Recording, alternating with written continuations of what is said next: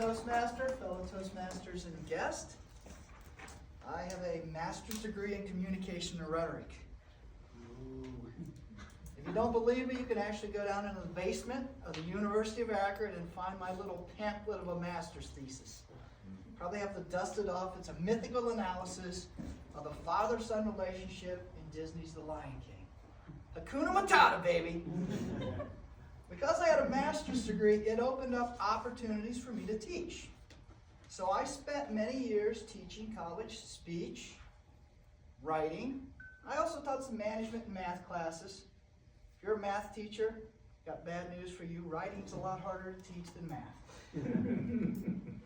But because of that background in studying communication and that background in teaching, I have a good understanding of communication. And so a lot of the things I do because they work. And so I'd like to kind of pop the hood and get underneath my communication style and explain why I do some of the things I do and why they work. First thing you'll probably notice is I'm confident. You may wonder, why is he so confident?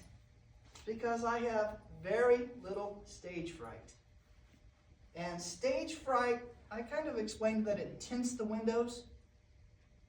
When you have stage fright, what it does is it stops people from seeing completely inside and capturing your whole heart. So when I work with introductory speaking students, speech classes, one of the first things I work on is overcoming stage fright. And one of the reasons I'm confident is I've got thousands of hours in front of a stage because of my speaking or teaching experience. Now don't worry, you don't need thousands of hours in front of an audience before you overcome stage fright. You can start working on that in your first speech, but if you're not willing to get up front, you're not going to overcome stage fright. Second thing, and I think this kind of ties in with Hannah's speech, is how you kind of mentally frame what kind of frame of mind you're in when you speak. Now, I've talked about the death of my parents. I've talked about basic training. And when I think about some of the things I've been through in life, getting up and giving a speech, it really isn't that big a deal. A month from now, you guys will forget everything I said. But if you can find the right frame of mind, it's going to help you overcome stage fright.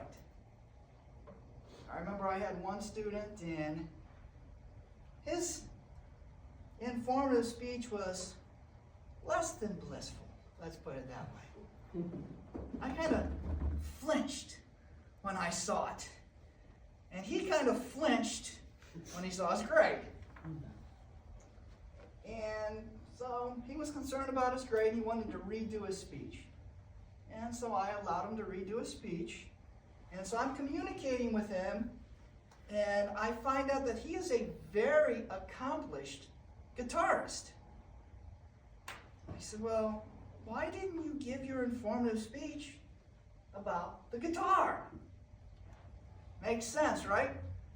So when he re-gave his speech, he gave a completely different speech. And guess what? When you gave him his guitar, it's kind of like giving Linus his blanket back, right? All of a sudden, he was a different person on stage. And one thing that helps overcoming stage fright is just finding something you're passionate about. When the message is more important than you, the stage fright goes down. The second thing you'll notice about my communication style is I use a lot of stories and a lot of analogies. Probably stories more than anything, but I also use analogies. And the reason why I use stories and analogies is the brain is a sensory organ. Think about that. The brain is a sensory organ. It loves things that it can see, touch, taste, feel. And what happens when you tell a story and you tell it well? People can see it, they can touch it, they can taste it, they can feel it, they can hear it. Last week in our speech competition, Bill told stories, didn't he? I can relate to your stories because I was not very good in sports either. I remember in T-ball, I was the pitcher in T-ball. I had the best fastball in the league. But I could relate to a story because it's something, a shared experience. And when you tell stories, there's a shared experience. Jaswant tells a story about trying to name his daughter. He gave one of the best speeches I've seen. Now, I think that he can actually win the international speech competition. He gave the best speech we had last week. It was a wonderful speech. But what did he do? He told stories. When you think of analogies, okay, some people, when you say analogies, that starts to become kind of, that's like your English teacher, right? That's too Englishly. Ugh. So instead of analogies, sometimes you can think of object lessons. I remember, about 3 or 4 weeks ago, Alok, remember him?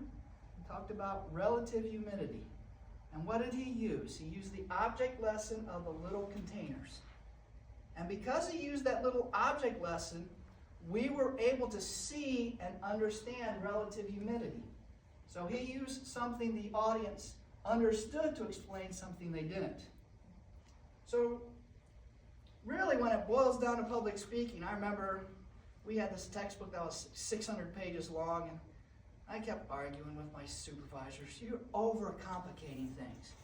If you want to keep things simple and you want to become a very good public speaker, the 3 things I would focus on is overcome stage fright, learn to tell stories well, and learn to use analogies.